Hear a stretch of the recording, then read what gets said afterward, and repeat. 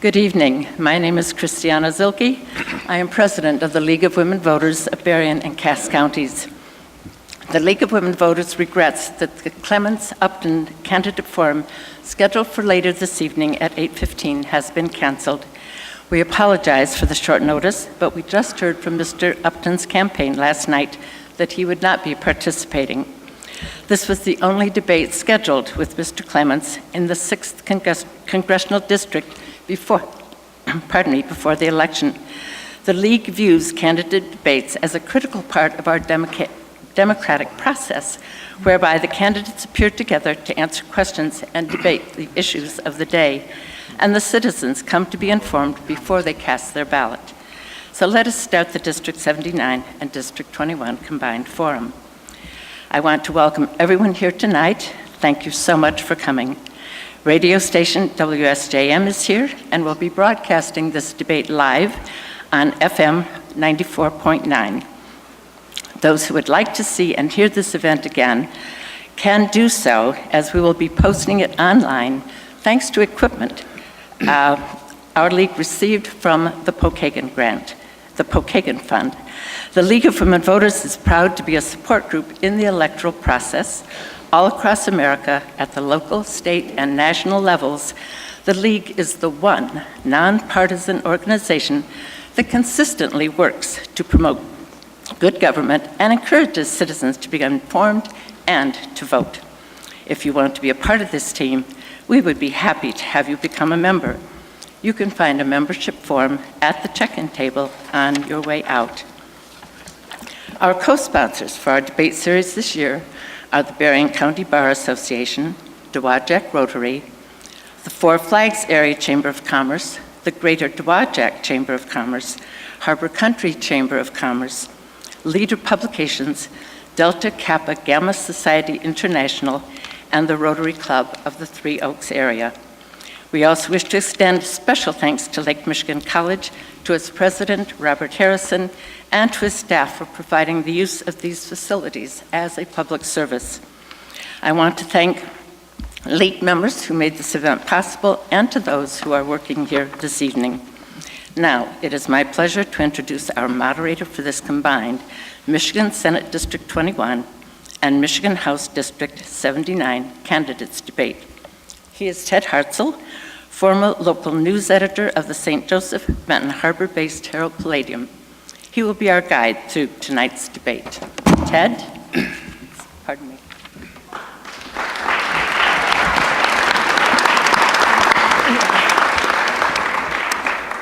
Thank you, Chris.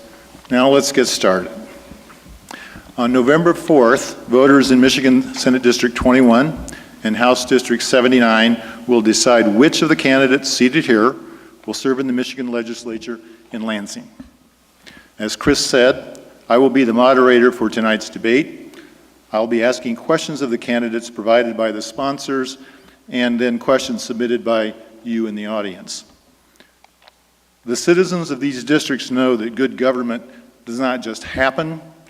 Everyone has a responsibility to choose their elected officials wisely, and these officials, in turn, are expected to consider the common good of the entire community in all of their deliberations and decisions. Our candidates tonight have established a few basic rules for this debate. We will begin with 2 minutes of opening remarks from each candidate. Then, as moderator, I will ask questions of the candidates provided by the sponsors, and then questions submitted by you in the audience. The candidates will have a set amount of time, 2 minutes, to answer each question. There will be no rebuttals. When we have finished with the questioning, each candidate will give a 2-minute concluding statement. And now to the audience, if you would like to submit a question, please write it down on one of the index cards provided or on your own paper and hand it to a volunteer. Please write your questions legibly and briefly. They should also be questions, not statements, and they should deal with issues. 1 question per card, please. The questions will be reviewed for relevance and duplication before putting them to the candidates. If you don't have an index card but want one, please raise your hand now. League members will be picking up cards during the debate, so just signal to them when you have a question card ready.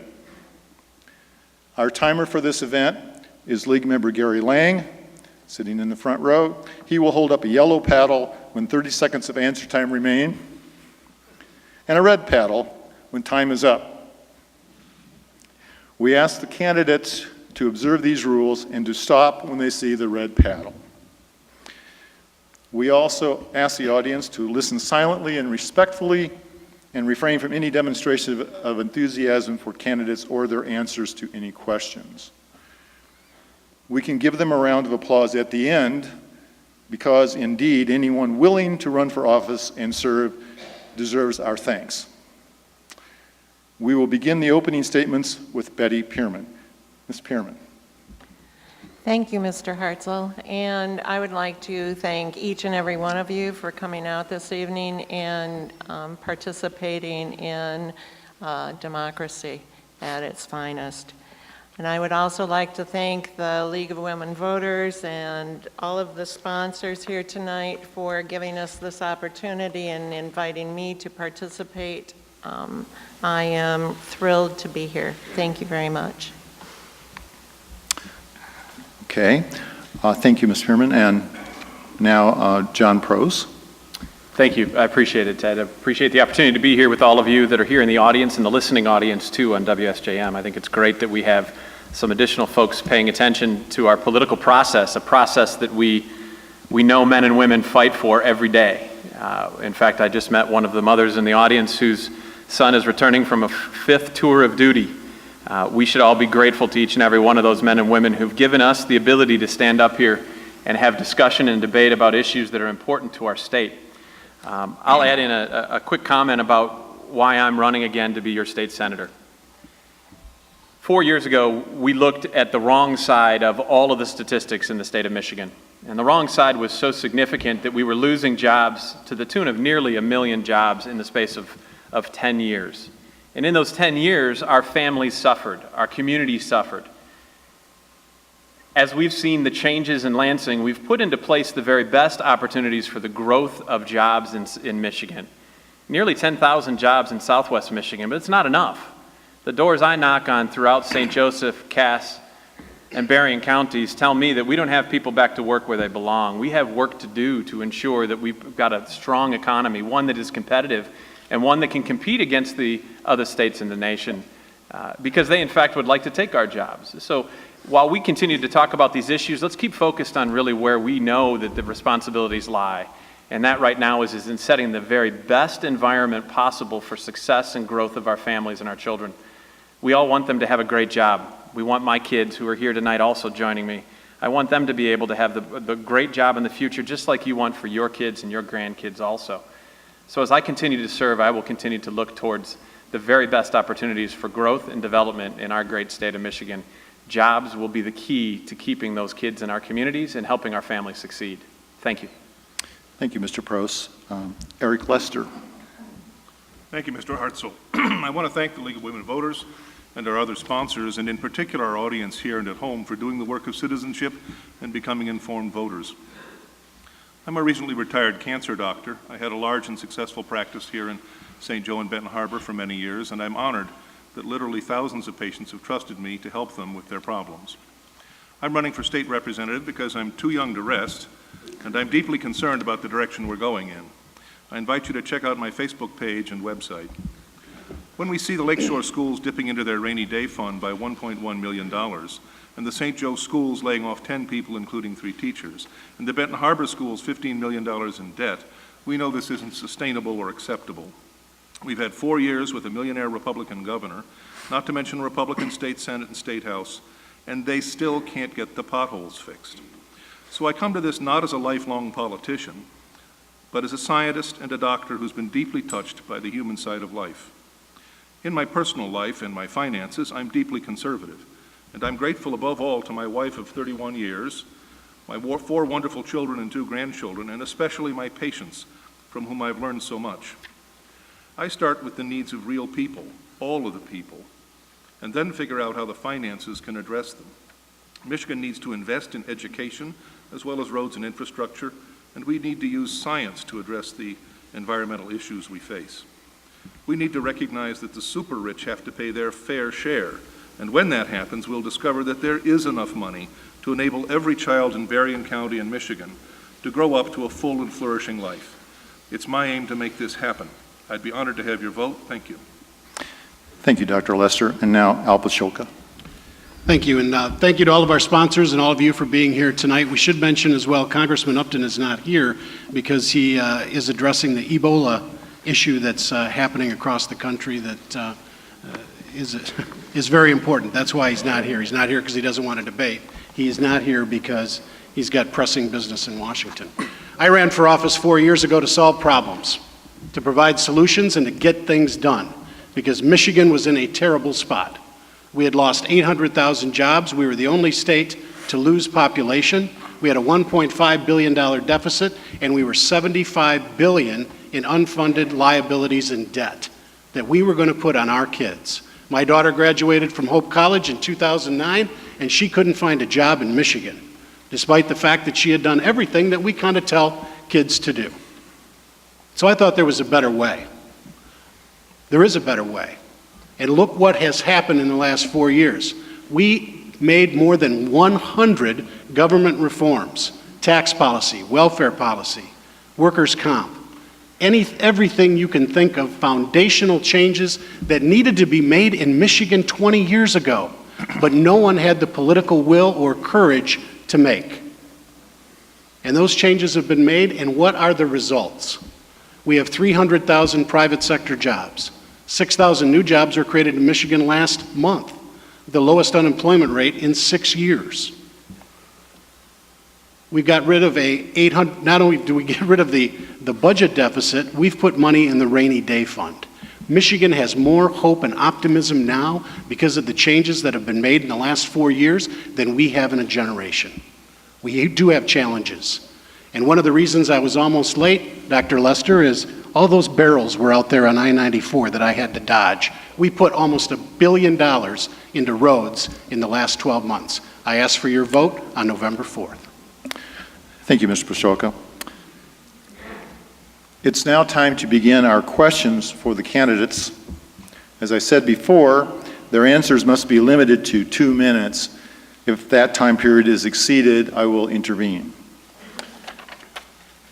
The first question concerns education, and the first person to answer is Dr. Lester. And here's the question.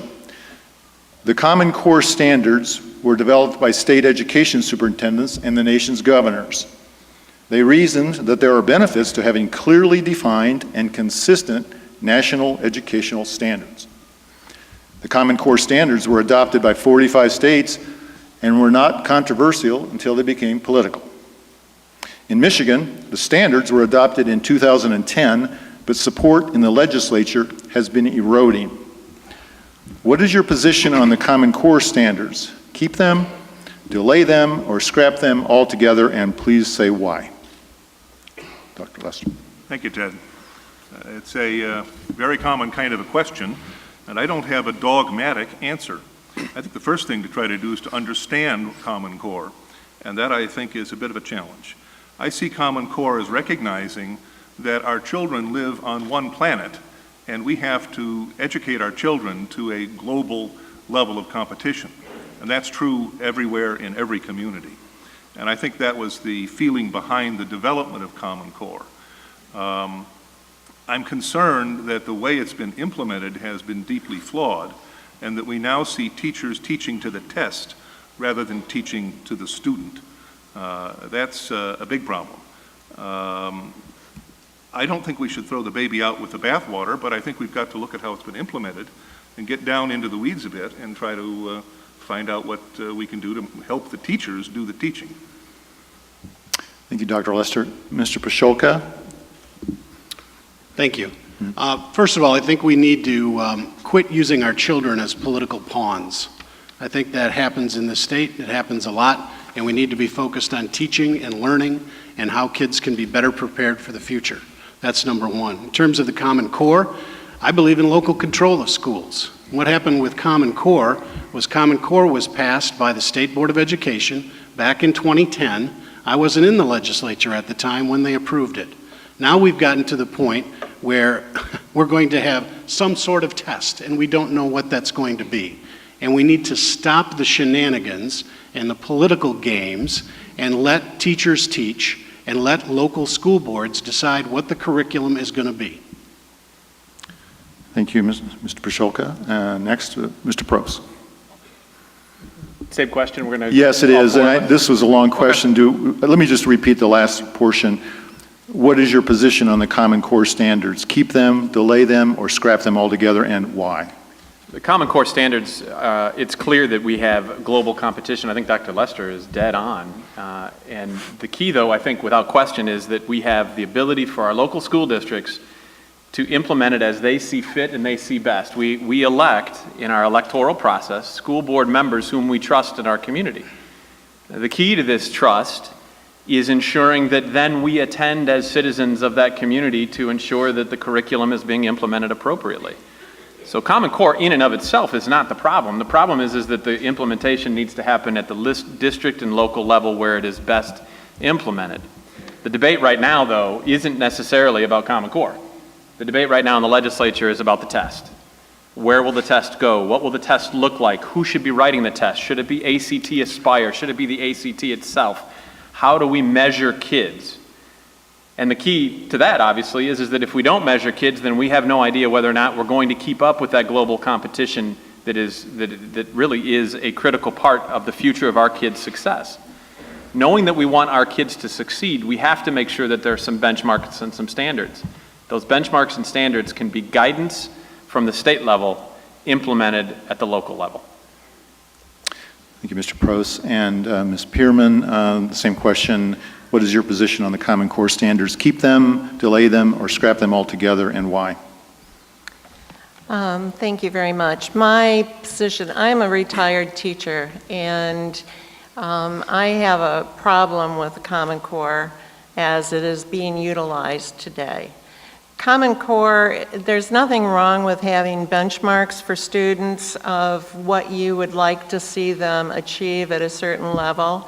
But the problem with Common Core is that they have taken that benchmark and they decided that they were going to use it as an evaluation tool. And not only use it as an evaluation tool for students, but they were also going to use it as an evaluation tool for teachers. And the problem is, students learn differently. They learn things, they learn them on a different day, at a different time, in a different way, and not always at the same grade level.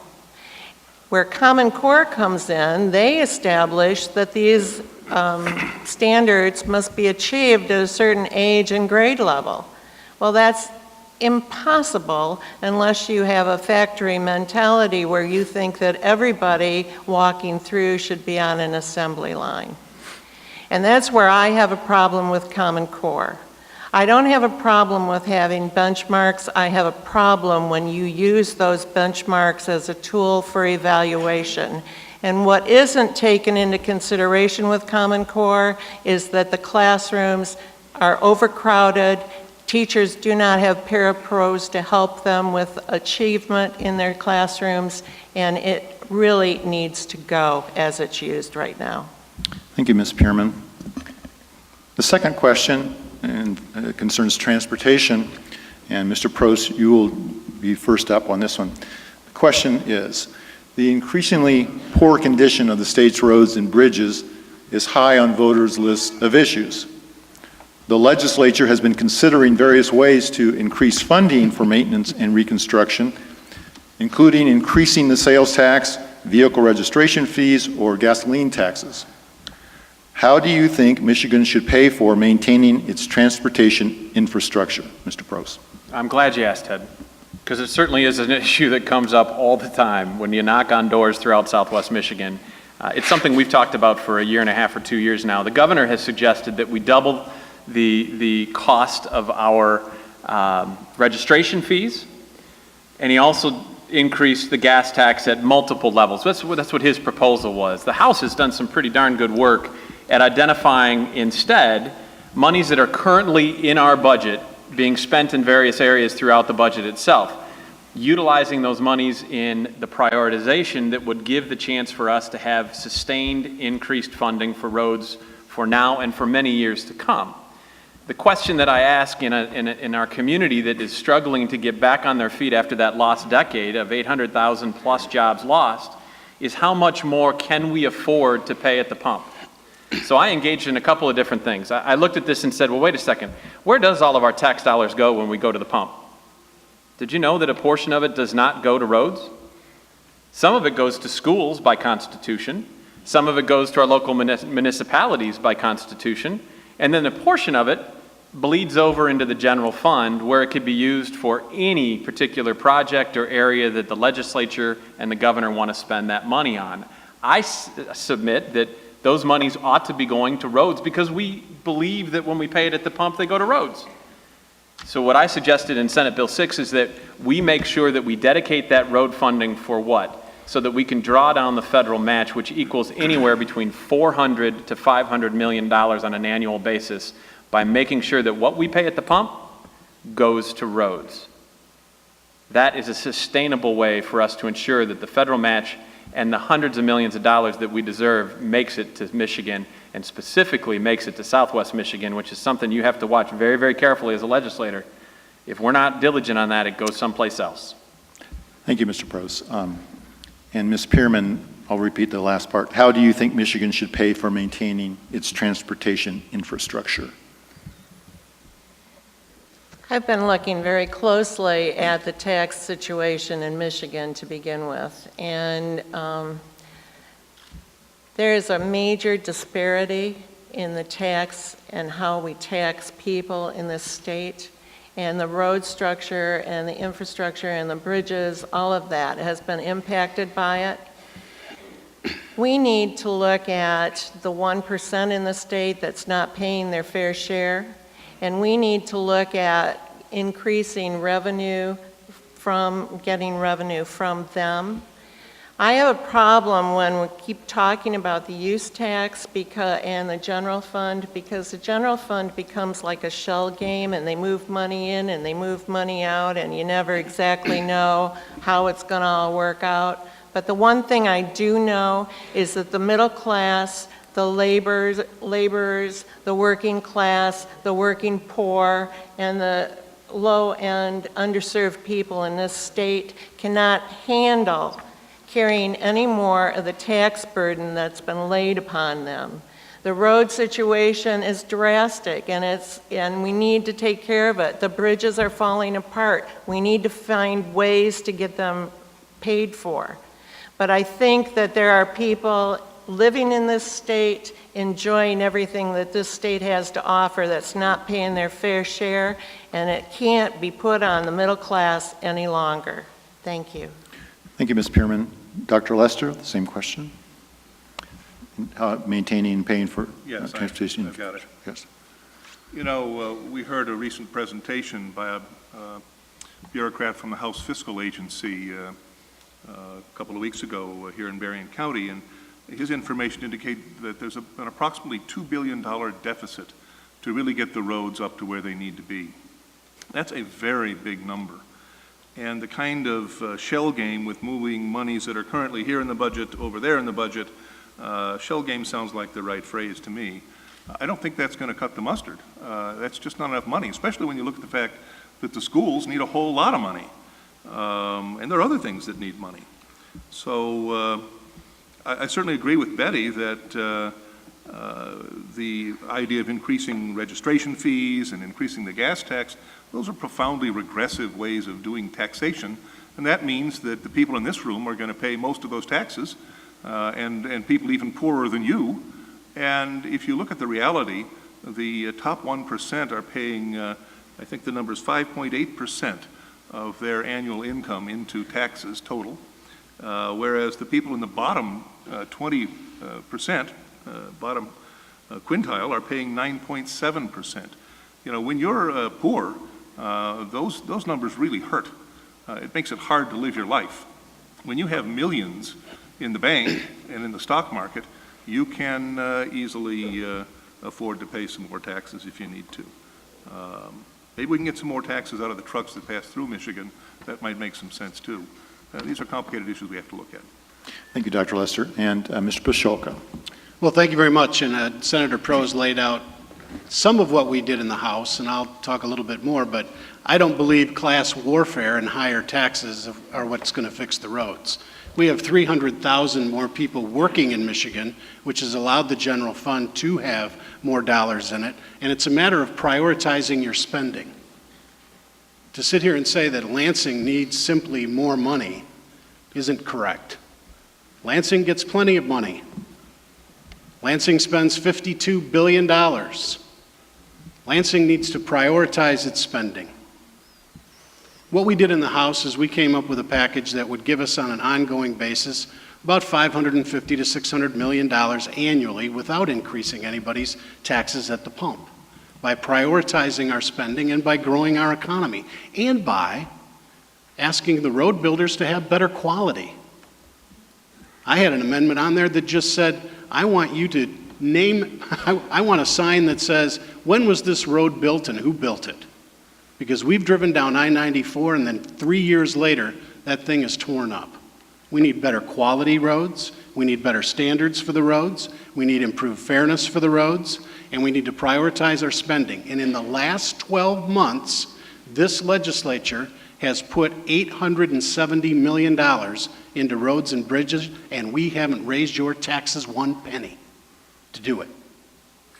And when I was knocking on doors all summer and fall, people said, Representative, please fix the roads, but I don't want to pay any more. So the message was pretty clear. Prioritize your spending, get your act together, spend it on roads and spend it on schools, and that's what we have done. And school funding, by the way, is up $1.4 billion over the last 4 years. Thank you, Mr. Pasholka. The next question concerns attracting businesses to the state. And Ms. Pierman, you'll be first up on this. Here's the question.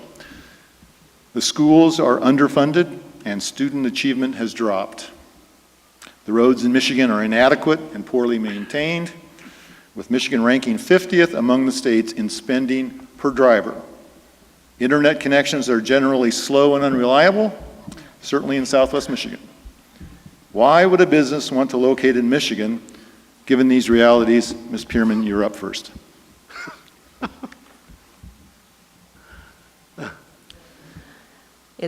You're right. You listed all of those problems and all of those issues, and for the life of me, I really don't know why a business would want to settle and get started here in Michigan.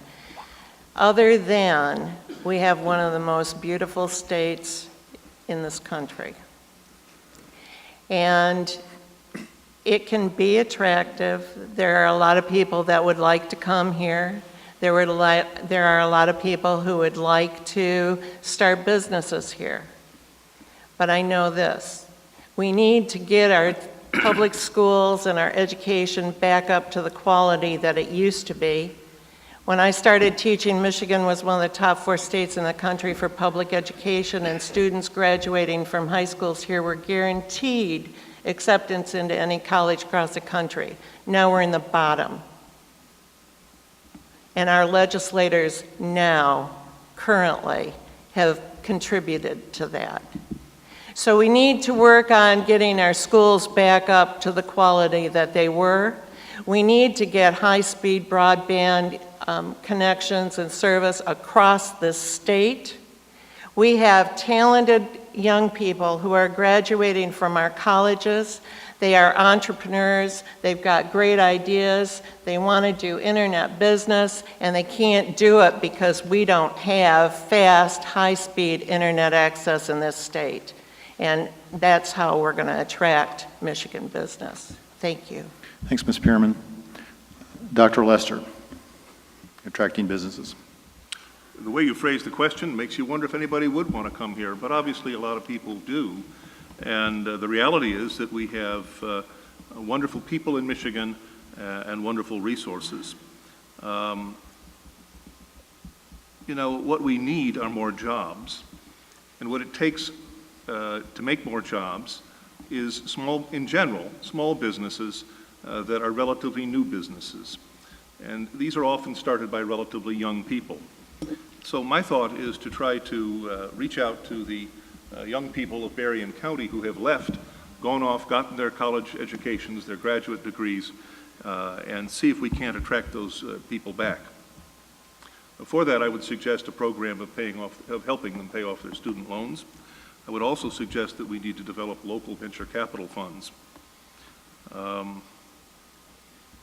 leave it at that for now. Thank you, Dr. Lester. Mr. Pasholka? Could you repeat the question, please? Yes. The schools are underfunded. No, they're not. No, they're not. Okay. Okay. I think the questions, we just need to let the questions Well, be I what guess, they Ted, are. I take a little bit of issue with your question, where you basically trash the state of Michigan and then say, how are you going to create jobs? Well, we've been doing it over the last 4 years. We eliminated 1,900 regulations. We eliminated the Michigan business tax. We eliminated the personal property tax, and investment and jobs are coming back to Michigan to the tune of 300,000 private sector jobs. Unemployment went from 14% down to 7%. What some folks on this panel tonight are saying is, let's go back to the lost decade. Let's go back to higher taxes, higher regulations, and let's pay off people's student loans with taxpayer money. What's the cost of that? And who's going to pay for it? This country is $99 trillion in debt and unfunded liabilities, and I cannot believe I'm hearing up here is let's just spend more money and that's what creates jobs. That isn't what creates jobs. What creates jobs is an environment where people will risk their capital. And you have to have a workforce there as well. We have talented workers. We have great infrastructure. Michigan has always made, built, and created things. That's why we're turning this thing around. To go back and pay more in taxes and subsidize people to come and live at home and eat Cheetos in their basement, that's not what people want. They want opportunity and they want hope. And we do that by creating an environment where people will risk their capital. And they're starting to do that again in Michigan. That's exciting. We should celebrate it and be happy about it. I cannot believe the tone of that question that is so negative, that doesn't see anything that's happened in the last 4 years that has turned this state around. So that's, Ted, why I took issue with your question. Michigan is coming back. We do have more work to be done, and the biggest problem we have right now is we have 72,000 jobs open, and we don't have the skilled labor to fill it. Thank you, Mr. Pasholka. And Mr. Prose, the question about why would a business want to locate in Michigan given these realities? Well, I think the realities also need to be tempered with facts. You may ask the question, or whoever wrote the question may have come from a very, very negative perspective on it. I think we can take a positive view for a bunch of very empirical reasons, real data. And if you don't believe the real data, which I'm going to give you in a second, then go talk to Lyons Industries in Dowagiac, who has a Help Wanted sign right now and is creating jobs and investing hundreds of thousands of dollars in a business expansion. If you don't believe that, go to Mid-American Rubber in Three Rivers and ask them why they have a sign that says, guess what, we've got an opportunity for new jobs right here. Come on in. Come on in. So working on making sure that we actually set the record straight, I think, is really important. Let's talk about a few of those things. We're the fastest in the nation in Michigan for manufacturing job growth. Empirical data, look it up. Tax changes have put us in a position right now where businesses want to invest in Michigan to create those 10,000, nearly 10,000 jobs just in Southwest Michigan and over 300,000 jobs in the state of Michigan in the last 3 years. The fastest rate of growth in personal income in the Midwest. Those are statistics that make sense. Now, on the education side of the question, take a look at what the Michigan Merit Curriculum has in fact done. In all test scores across the board, it is 1 to 5% increases in proficiency in the last 3 years. There is a steady increase because of the need for high standards and holding kids to high standards, something that I think we would all want to have so that they can fill those manufacturing, those agricultural jobs, et cetera. And that's why I led the charge on career and technical education changes that give our kids experiential learning and a chance to participate in the 75,000 jobs that are open today on top of the 300,000 that have been created. It is a good place to work, to live, to play, to raise a family, to worship, and to enjoy the benefits of Michigan's great Southwest. Thank you, Mr. Prose. Our next question concerns health care. And first up will be Mr. Pasholka. Here's the question. Mr. Pasholka, you have been quoted as saying that you, quote, hate Obamacare, unquote. And Mr. Prose, you voted against Medicaid expansion to provide health care coverage for the working poor.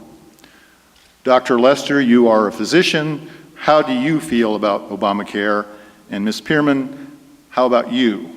In short, where do you all stand on providing health insurance for all Americans? And again, Mr. Pasholka, you are first up. Couple of things. I don't like the federal government mandating things to the states. I think the states could have done a better job.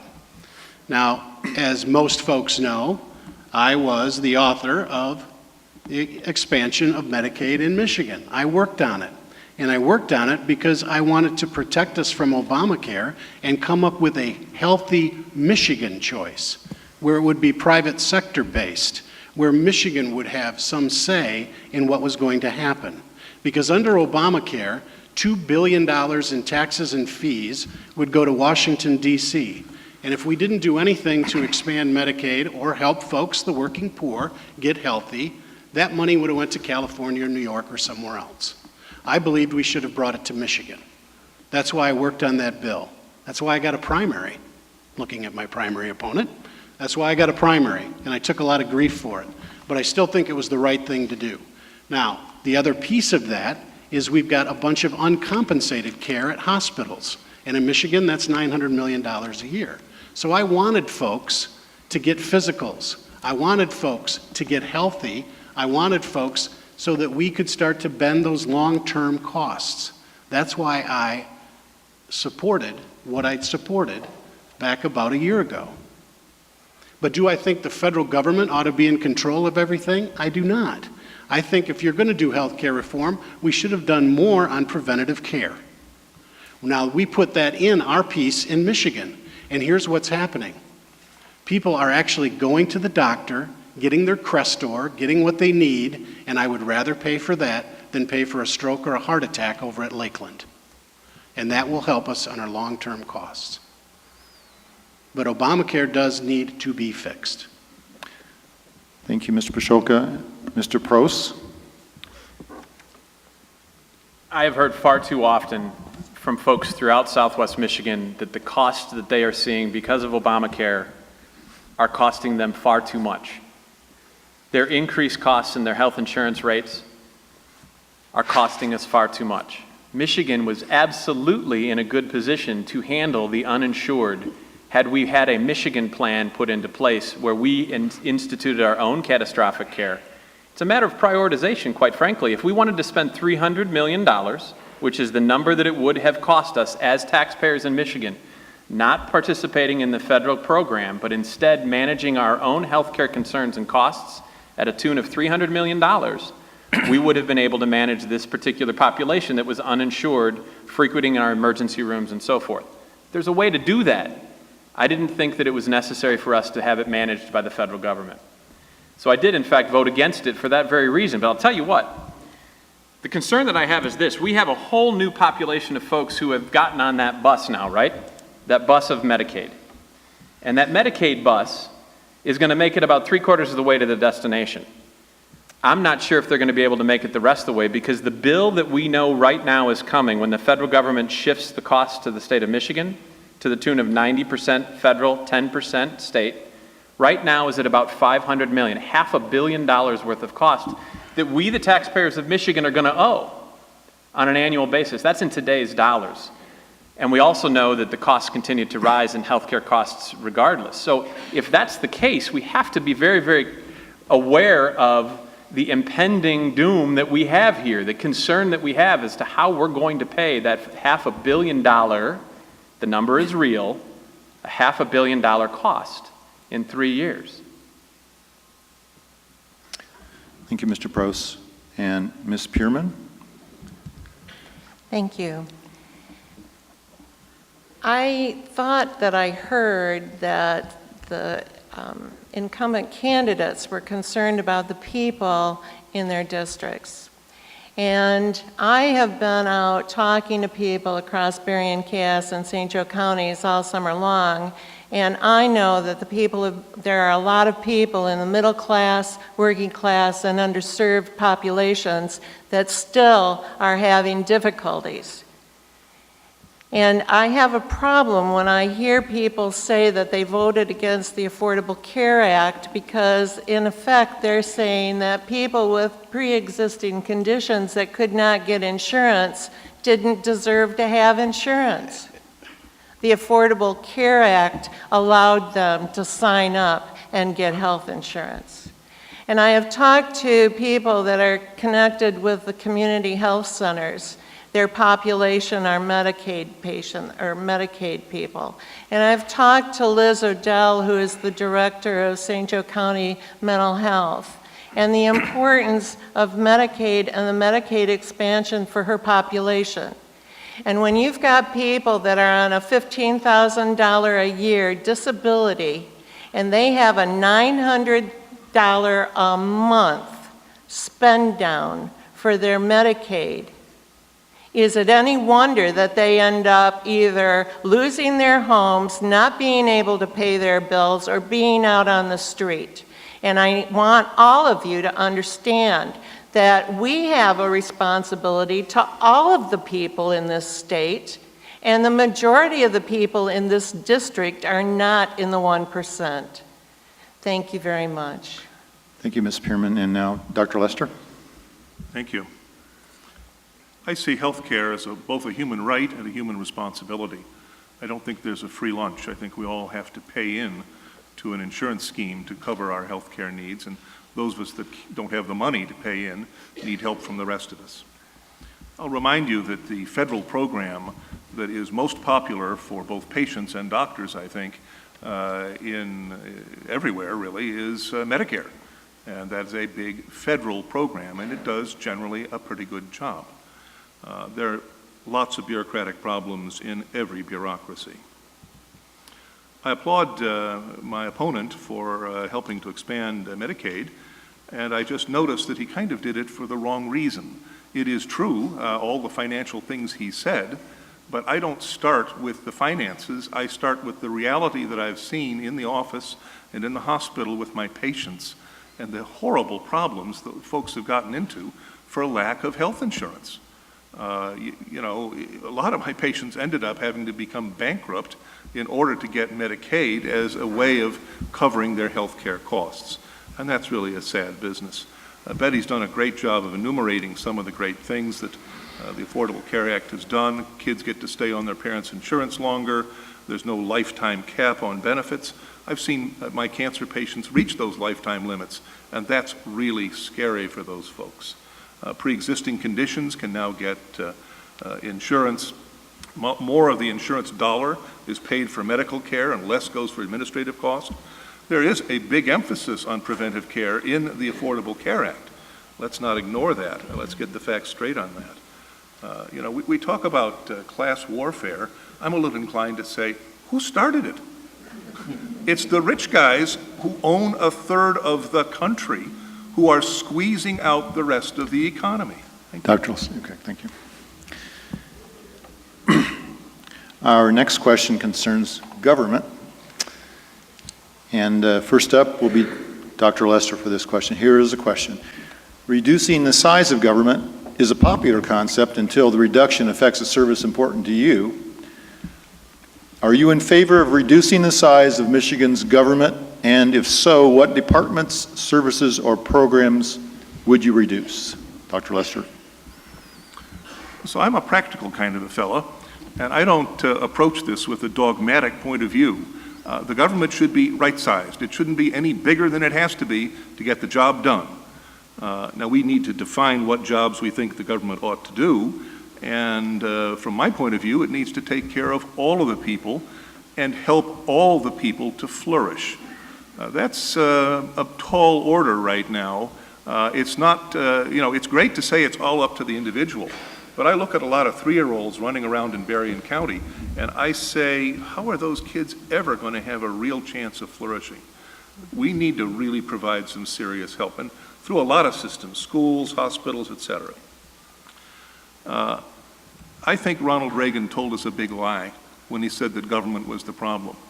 Maybe ineffective bureaucracies are a big problem, and I think Paul Clements, who's an expert on bureaucracies, could help us a lot in Congress to figure out how to make bureaucracies work in a more effective way, and they don't have to be big and giant, especially with the internet and modern technology. That's the best answer I can give you. Thank you, Dr. Lester. Mr. Pasholka, the size of government and reducing things. Yeah, first of all, just a clarification, nobody voted for the ACA in the Michigan legislature. That is a federal program, not a state program. So we need to make sure our listeners understand that. In terms of the Michigan government and right-sizing the Michigan government, my suggestion is this. I think more dollars ought to go back to local communities and less dollars ought to be in Lansing. And the way you do that is to start looking at efficiencies in departments like Treasury, LARA, Corrections, Department of Management and Budget, some of those internal functions that are done in Lansing. I think Lansing has too much office space. We're undergoing right now a study to look at all the office space that we have in Lansing, and we have across Michigan. So I think there are lots of ways that we can make state government work better and get more dollars back to local communities, whether that's revenue sharing or in the school aid fund. I think there's lots of ways to do that. So there are efficiencies that can happen that are ongoing, that we've been doing through the budget process. But I think more dollars need to be back to local communities, less dollars need to be in bureaucracies in Lansing, and I look forward to continuing to work on that in the next 2 years. Thank you, Mr. Pasholka. And Mr. Prost, the size of government and any potential reductions? I serve on the Appropriations Committee in Lansing, and the size of government continues to expand, quite frankly. And in that expansion, it continues to cost us, the taxpayers, the hardworking taxpayers of Michigan, more and more to be able to fund the programs and priorities that many of us have talked about up here as a priority, whether that be roads or schools or otherwise. But what's clear is that if it can't be done at the local level, then perhaps the state does have a role to play. And I think the state does, in fact, have a role to play. I don't think there's any question about that. The question is to what depth? The Department of Corrections, I happen to chair that budget and have been on that budget for 8 years, and the Department of Corrections budget is a $2 billion budget. Now, that's $2 billion out of about $9.5 billion that is discretionary funding because it is entirely our tax dollars. There's no federal pass-through. There's no federal dollars or local tax direct impact that way. It is our dollars that we send to Lansing that we have to then allocate. So the question that I ask is, are we getting the efficiency for the use of those dollars? That's where I do everything that I can to ensure that we find savings in the Department of Corrections. And I have proposed over $100 million annually in savings in the Department of Corrections, focusing smart resources towards keeping people out of prison through swift and sure sanctioning is one way. And the other way is to ensure that there's efficiencies within the bureaucracy itself. But I think we would all agree that a prison system in the state of Michigan is an appropriate thing for us to have. There are victims out there who certainly believe that to be the case. As the chair of the judiciary budget, I can tell you that our judiciary works very hard to ensure safety and security with our law enforcement officials across the state. We would want to have a reasonable cost for incarceration, for fixing those individuals so that when they return to our community, they're doing a better job of living as a participant in society. There are many places, including the Department of Treasury, as Representative Pasholka mentioned, that we ought to consider. Thank you, Mr. Prost. Ms. Pierman. I think that we have discussed up here, several people have discussed up here the problem with the bureaucracy in the state, and I think that there are places where we could save money. And since Senator Prost brought up the prison system, I was doing some studying on that this afternoon, and I definitely believe that there are ways that money can be saved with our prisons. And one of them is that we can stop locking up some people that aren't guilty of really serious crimes that endanger other people, such as drugs, okay, marijuana convictions. We've got people sitting in our prisons right now that aren't a danger to the community. And I think that the people that should be locked up in our prisons, costing us money, are those people who are a danger to our society, and not others, just because maybe they had too many infractions, whatever, but they aren't serious criminals that are going to harm someone. And that's where I think we need to look at things, and it's one place where I think that we can save money. Thank you. Thank you, Ms. Pearman.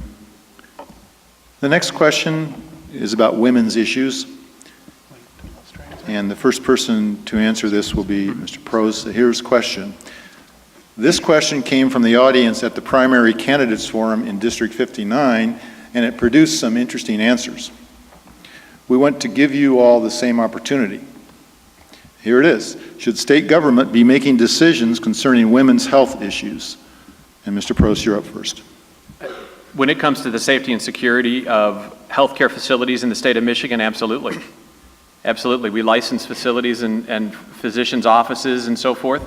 And if there is ever a circumstance that there are unsafe, unsanitary, inappropriate conditions, then the book ought to be thrown at those individuals and it ought to be shut down.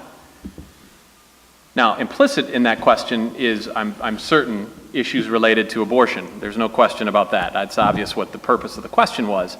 And I can tell you that as a 100% pro-life individual, I believe that it in fact is appropriate for the state of Michigan to ensure, because it's constitutional today, to ensure that in fact there is safety and security and that there are sanitary conditions appropriate for whatever the facility is intending to do and operate.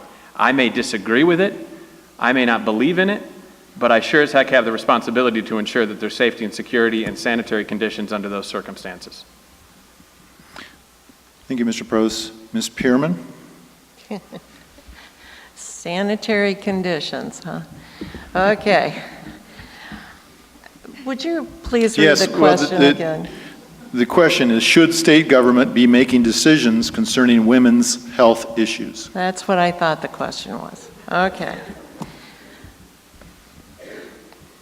Just as incumbents felt that the federal government shouldn't interfere with our health care and mandate our health care, I have a serious problem as a woman having anybody think that the legislature should mandate, regulate, interfere with my body and my personal decisions with my physician about my health care.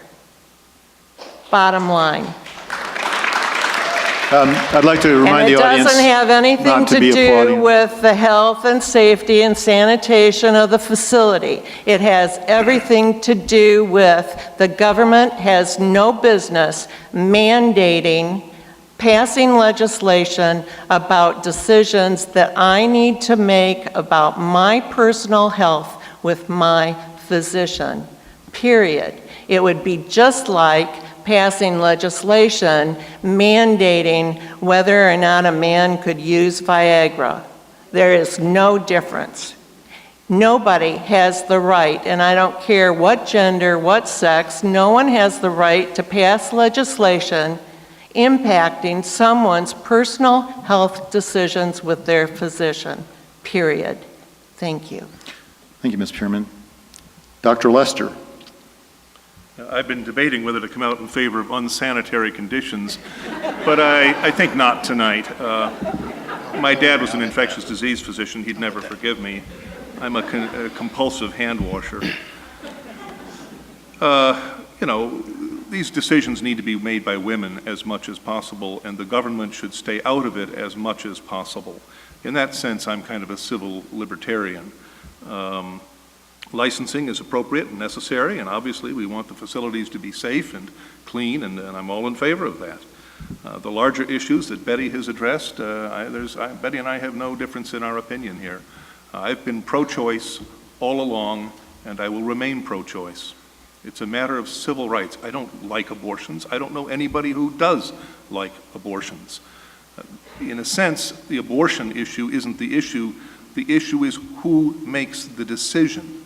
And you can't take that human right away from the woman. Thank you, Dr. Lester. And Mr. Pasholka. Thank you, Ted. In 2003, a woman died in Southfield, Michigan, at a clinic, at a surgical outpatient clinic. I don't think it's funny.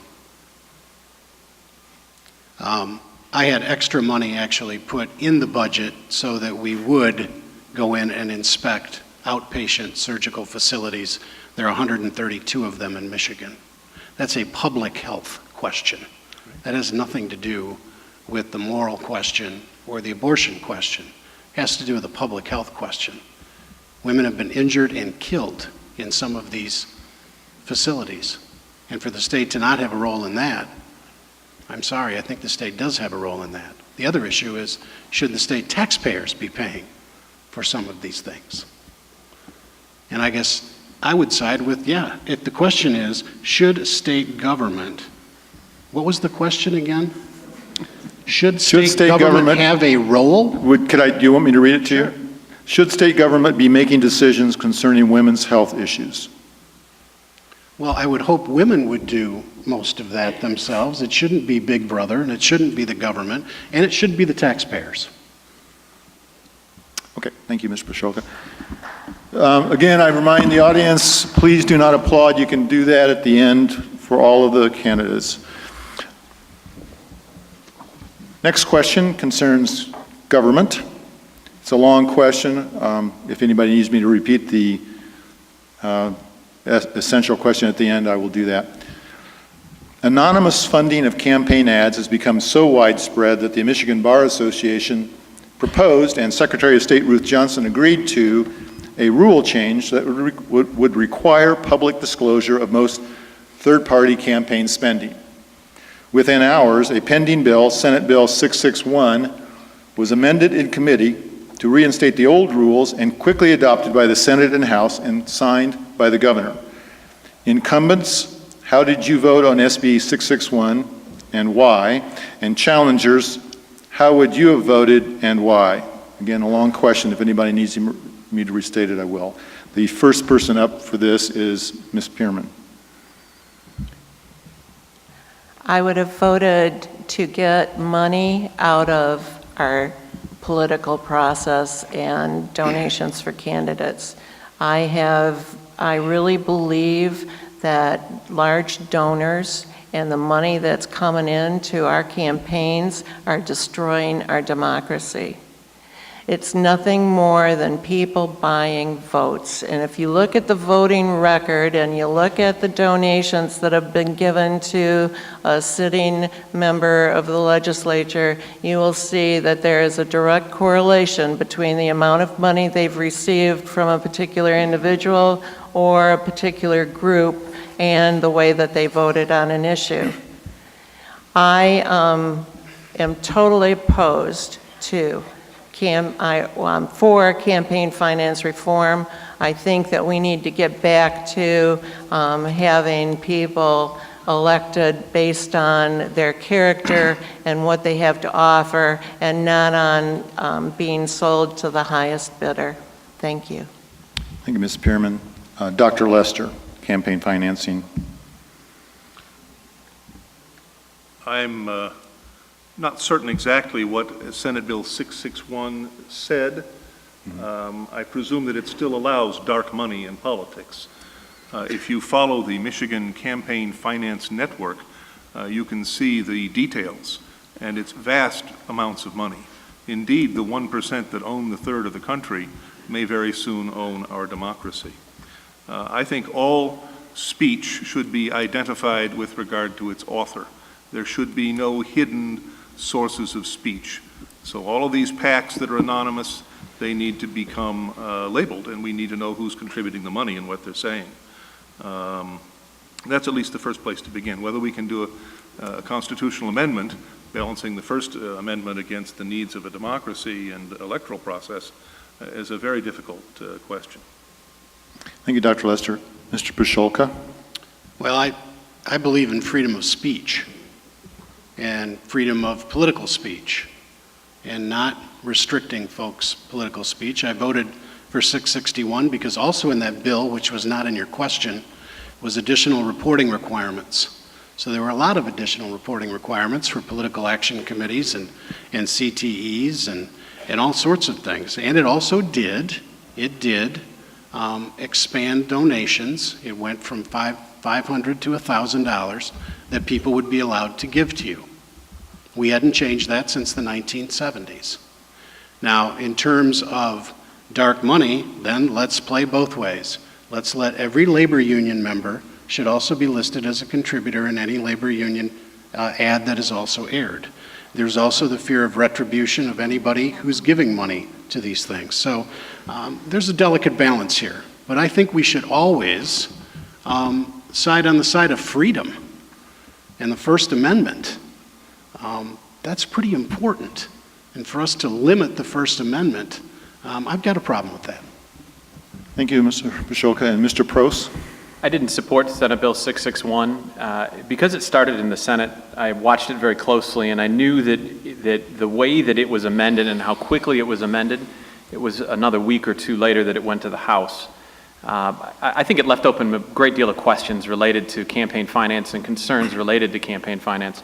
I think the biggest question you have to ask is whether or not that issue of free speech still exists. And when you look at political action committees, and while people give it a really bad name, many of you in this room probably contribute to a political action committee that is a collection of individuals who believe the same sorts of things, probably participate in the same sorts of activities, maybe in the workplace, maybe within another realm of life that you're in, and you're seeking a particular outcome in the legislative process. Well, I take great offense because I believe it's an honorable position to serve in the legislature, whether you're a Republican or a Democrat. And I can cite for you any single one of my colleagues who accepted a donation and voted against those individuals. Any one of my colleagues, Democrat or Republican, and the one independent in the House, I promise you, they voted against those who contributed to their campaigns because it wasn't right for their district. That's where my role and responsibility lies, which is to listen and learn from the people of Southwest Michigan and make the right choice, not because somebody contributed to my campaign, but rather because I believe it is right for Southwest Michigan. Or if I'm a no vote, it's because I believe it is wrong for Southwest Michigan. I can cite you numerous examples of contributions that have come in from political action committees and individuals that I have voted against because it was wrong for Southwest Michigan families. Thank you, Mr. Pros. We've received numerous cards from the audience, and we're going to move on to, in the short time we have remaining, to a couple of those. This is the first question from the audience, and Mr. Pashulka, you'll be answering first. Benton Harbor is ranked as one of the poorest cities in Michigan and is literally a bridge away from St. Joe, a city that is thriving. Many young, talented Benton Harbor people with college degrees are leaving the state because of lack of opportunities. How would you improve the economic status of Southwest Michigan? Mr. Pashulka. Well, a couple of things.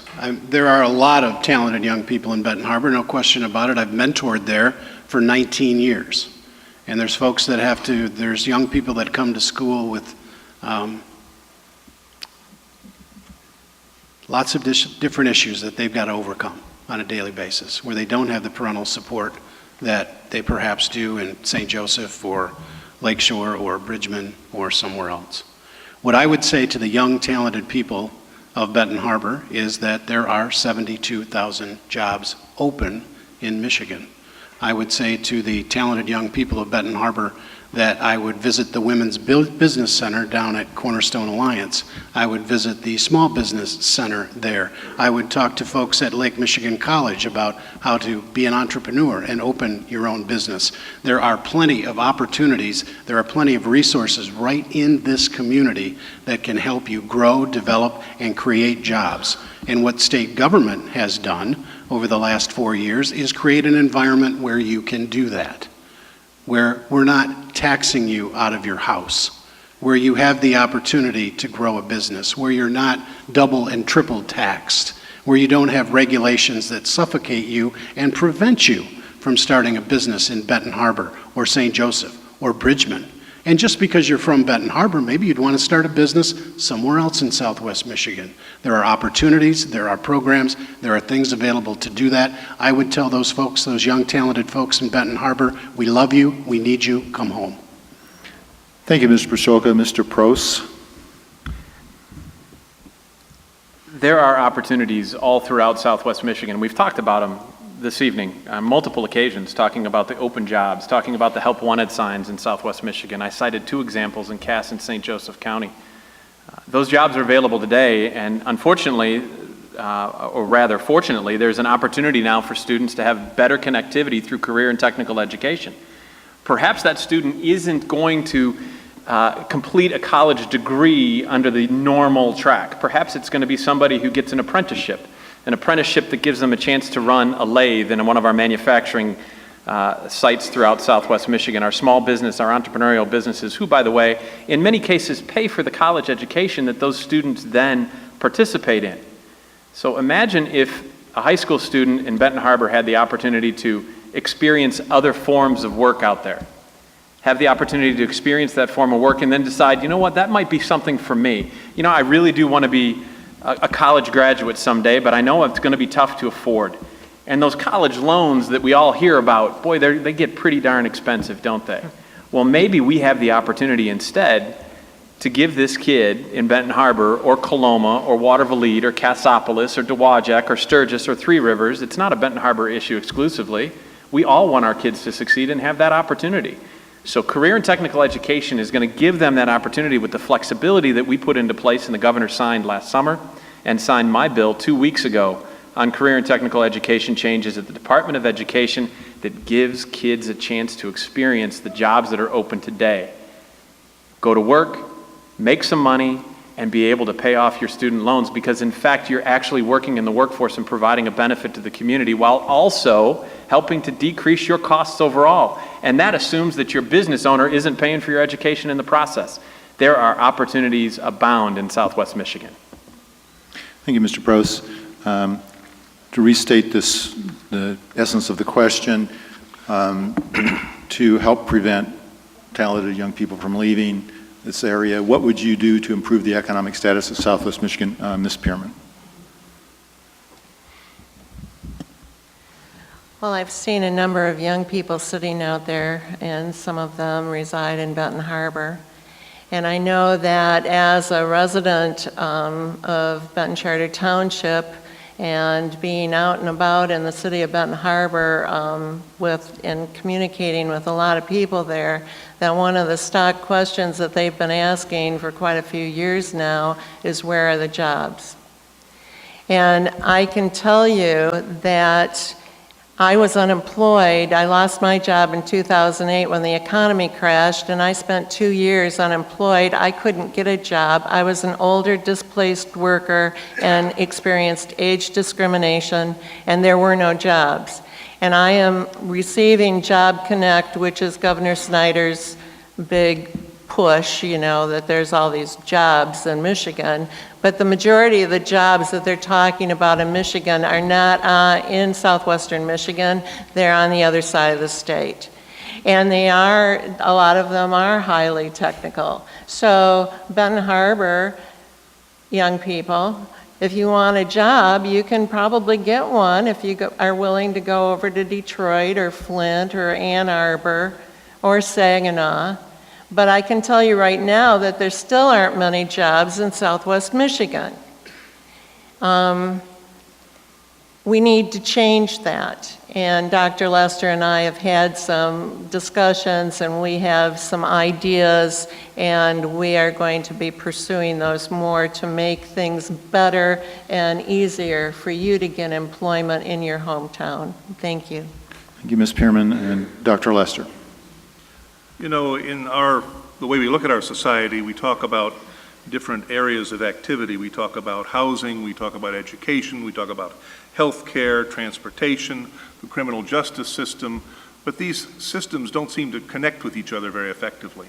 Transportation's a big problem. If you live in central Benton Harbor, it's awful hard to get to those jobs out there in Niles or Berrien or wherever they might be, because a lot of the time you haven't got a car. And the public transportation system in Berrien County, I'm sure you've noticed, is pretty suboptimal. There are a lot of other kinds of problems. I noticed that Commissioner Marletta Seats has done a great job with this program of trying to expunge felonies. If you've got a felony on your record, it makes it awful hard to get a job. And a lot of those felonies are frankly pretty trivial issues and can be expunged by a judge after a certain number of years. And this is going to let the individual get a job in a much more effective way. And I applaud that kind of system, but it needs to be written much larger. One thing you can do is pay a living wage as a minimum wage, and that lets people begin to have enough money to take care of their families and accumulate enough capital to have a chance of starting a business and going out and doing something. Not taxing folks is great, except when they're not making any money, it doesn't really get them anywhere. I'm all in favor of things like apprenticeship programs, but you know, the reality is we have a lot of kids that aren't getting the basic reading, writing, and arithmetic done. I'm all in favor of things like Boys and Girls Club, but these need to be issues of public policy, not private charities that are writ big enough to be able to do the job on the substantial number of people that need this kind of help and that would be good for the rest of us, for our economy. We don't need to be housing them in jail. We need to be getting them out into the economy where they can have the kind of life that they deserve and want to have. Thank you. Thank you, Dr. Lester. Here's another one from the audience. And Dr. Lester, you're the first up on this. What are your opinions on gay marriage, views, legalization? I have no problem with gay marriage. I think it's the right thing for gay people, hopefully, if they find the right person to get married to.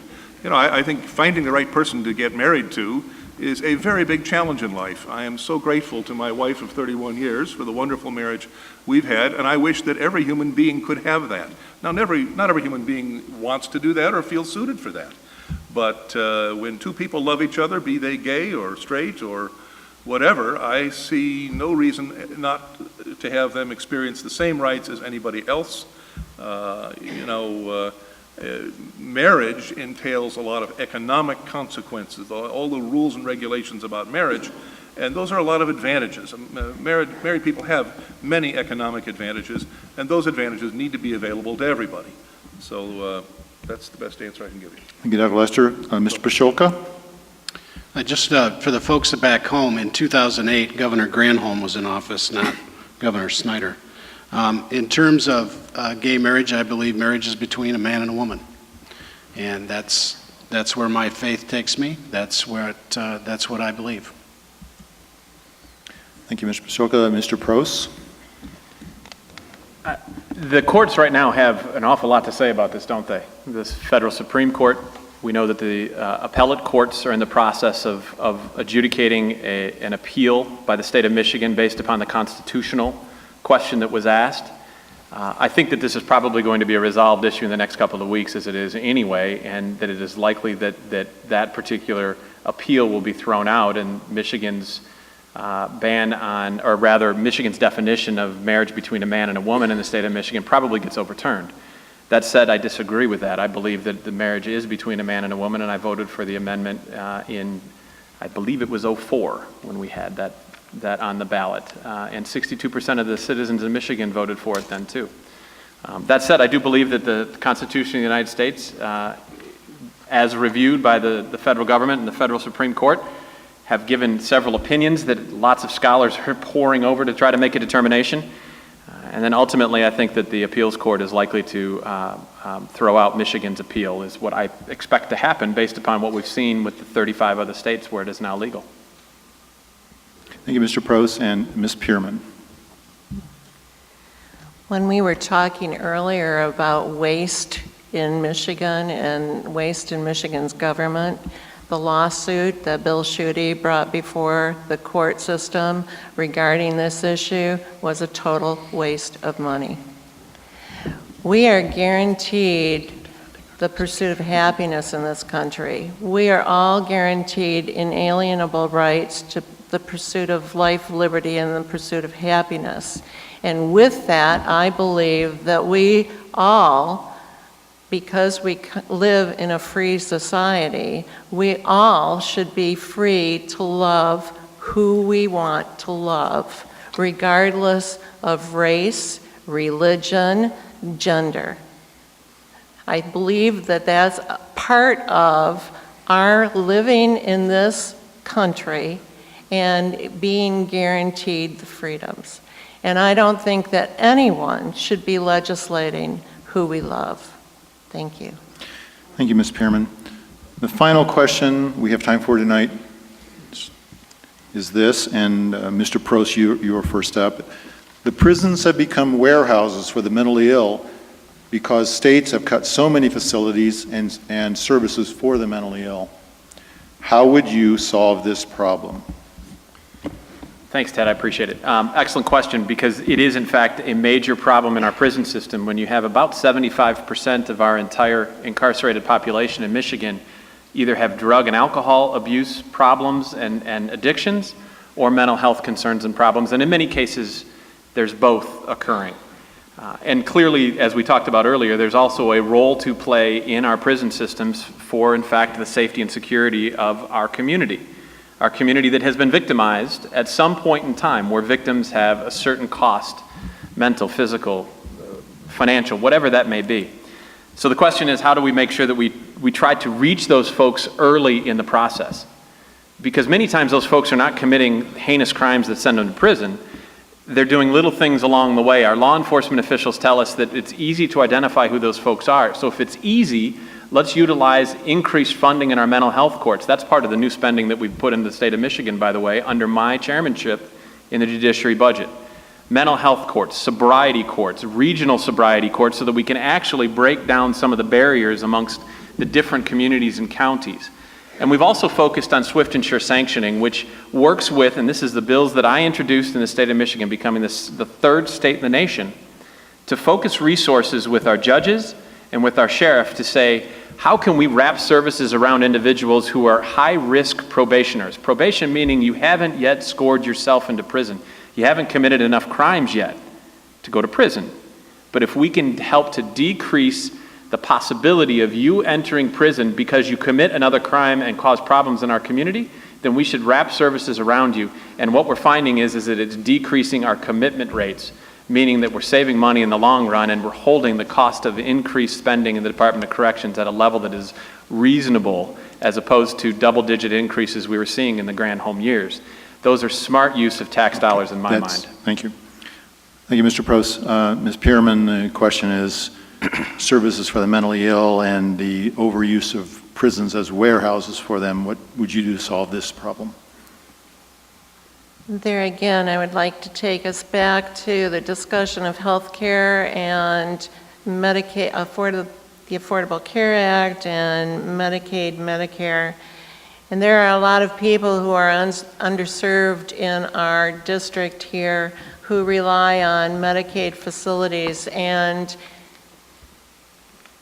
we really need to be looking at mental health issues at a much earlier age than when someone is old enough to commit a crime and get incarcerated. And I don't think that we're doing a good job with that in our state or our country. There are children in schools today that are not getting the mental health needs met, and that's a problem. And I sat at the St. Joe County Mental Health public hearing a couple weeks ago and listened to some really tragic stories from some members who had benefited from the services provided in St. Joe County. I listened to the mother who had a fetal alcohol syndrome daughter and the problems that she had faced throughout the entire time that she's been raising this child. And the daughter acted out. There were problems in school. There were all kinds of issues, mental health issues, that she couldn't get help with. And I really think that we need to look at mental health at a much younger age before we have to deal with it in the prison system. Thank you. Thank you, Ms. Pearman. Dr. Lester. In a practical sense, I think the Affordable Care Act does help some because it begins to put mental illness on some parity with physical illness. It seems to me that the problem of mental illness, particularly in the prison population, but it's extensive outside the prison population, is a vast, although largely currently submerged problem. And it's really going to be a great challenge to address it in the way I would want to see it addressed. I think you have to start with each individual, and each individual in prison who's mentally ill is going to be a different story. And the number of therapists needed seems enough to boggle the mind. And we've talked about problems in funding everything under the sun here, and now we're going to have to start hiring a legion of therapists. Well, ultimately, maybe. I don't really have a perfect answer for all this. I think some of the mental health problems are related to the larger societal problems, things like poverty, and if we can do some of the things we've talked about in terms of education and healthcare and so on, those may be ameliorated. We may see some reduction in the mental health problems, but we don't want to just be housing people. People need proper care, proper medication, and making that happen, I don't know the details at this point about the prison system. Thank you, Dr. Lester, and Mr. Pasholka. Thank you, Ted. We're actually making some progress on this front. I was the 2013 Community Mental Health Legislator of the Year. We've been working on this for the last couple of years.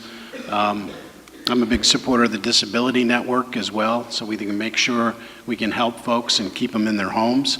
In terms of the mental health piece, we have in Michigan prisons right now, we actually have one that is probably dedicated to mental health more than anything else, and that's the old Maxie prison in Brighton. I've been through it, I've been in it, and you will spend about $100,000 per person per year for this facility for us to house these folks. They've got everything from on-site dialysis to individuals that have to be watched 24 hours a day, 7 days a week.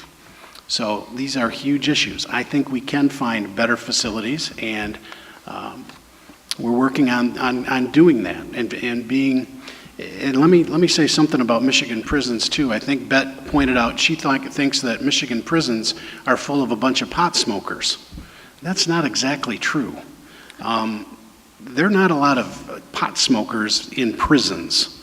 Maybe some in Paul Bailey's jail, but not in prison.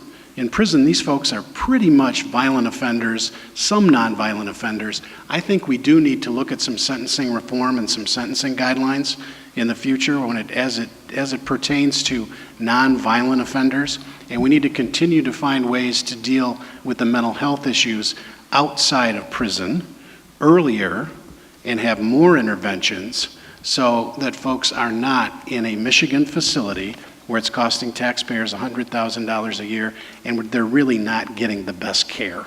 There are options for better care at a lot lower cost. Thank you, Mr. Pasholka. That concludes the time for questioning. We will now have the candidates give closing remarks limited to 2 minutes, please, and beginning with Mr. Pasholka. Well, thank you. Thank you for attending. Thank you for listening. Thank our sponsors for putting this on. This has been enlightening. I think you heard a couple of different visions for where Michigan is today.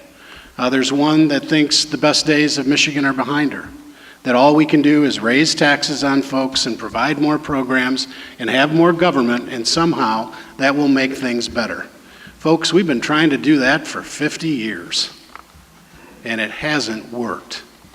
What is working now in Michigan is something called freedom.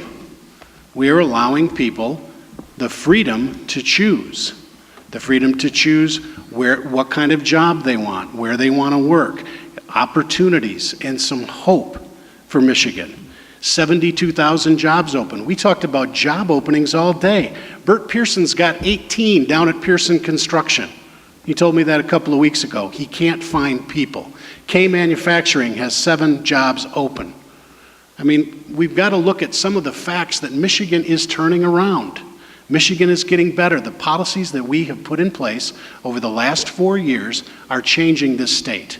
Personal income is up, home values are up, opportunities are up, more Michiganians are going back to work every day. The reason the state government has more money is because we have 300,000 more people working in this state. And we need to continue that. Do we have challenges? Absolutely. We need to fix our roads and bridges.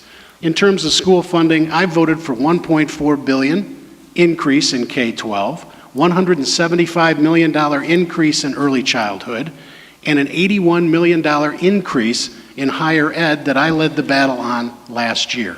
We have to develop our workforce. We have to retain our talent. We do that by making those smart investments in Michigan. Thank you, Mr. And that's Pashoka. why I ask for your vote on November 4th.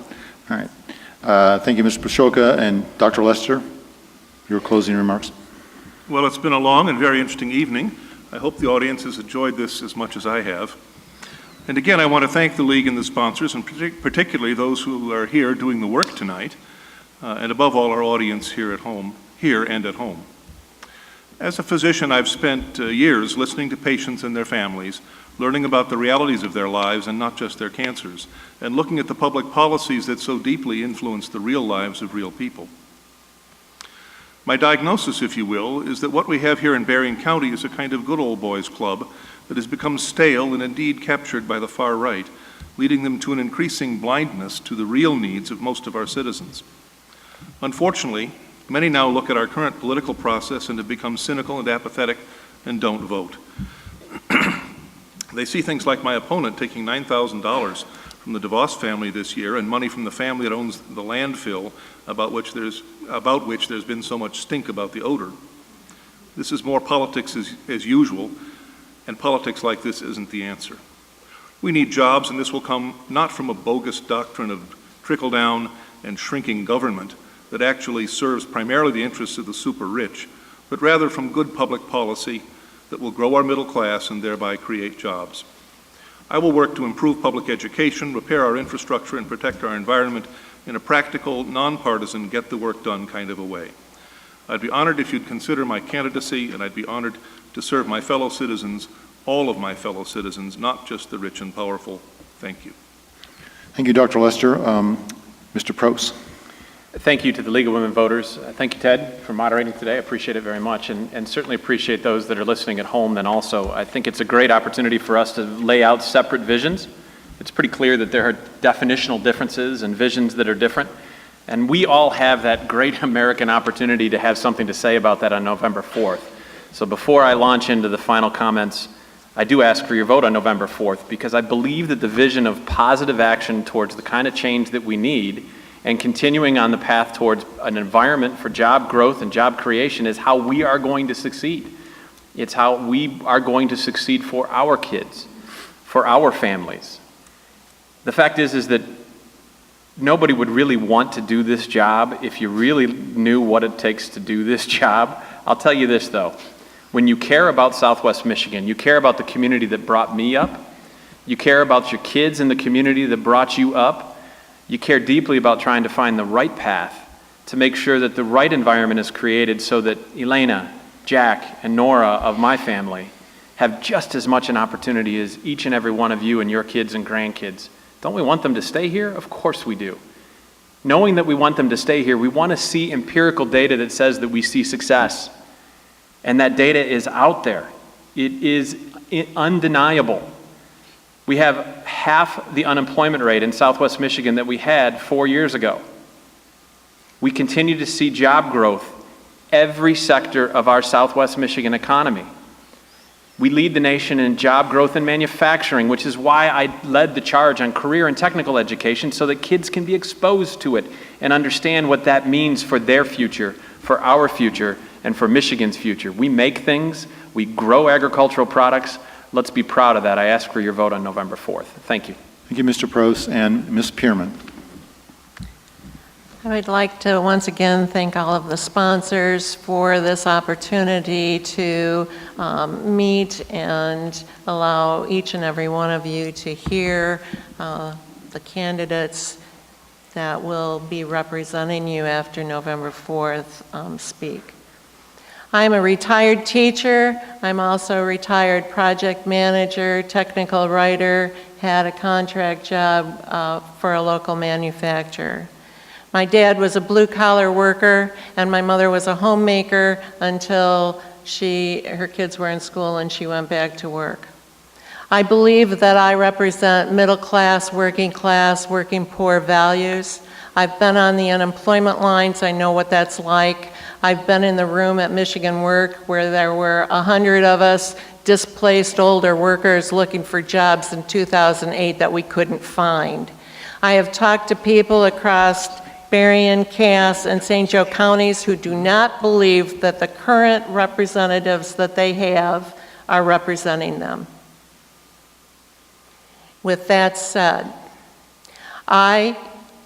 if the people in the 21st District decide that they want to send me to Lansing, I will assure you that I will be working for the majority of the people in the 21st District. I will have your best interests in mind every time legislation comes up for a vote. And whether I agree with it or not, if it isn't going to be good for the majority of the people in the 21st District, then I will not be voting for it.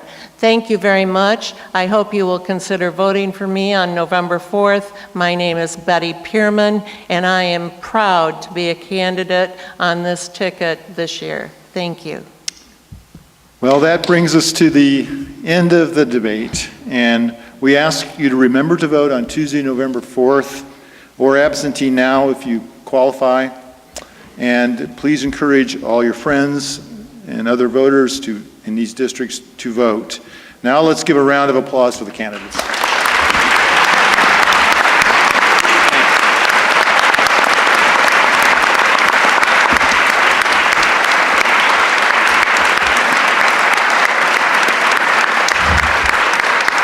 And we thank our audience here at the Mendel Center and on the radio for paying attention tonight.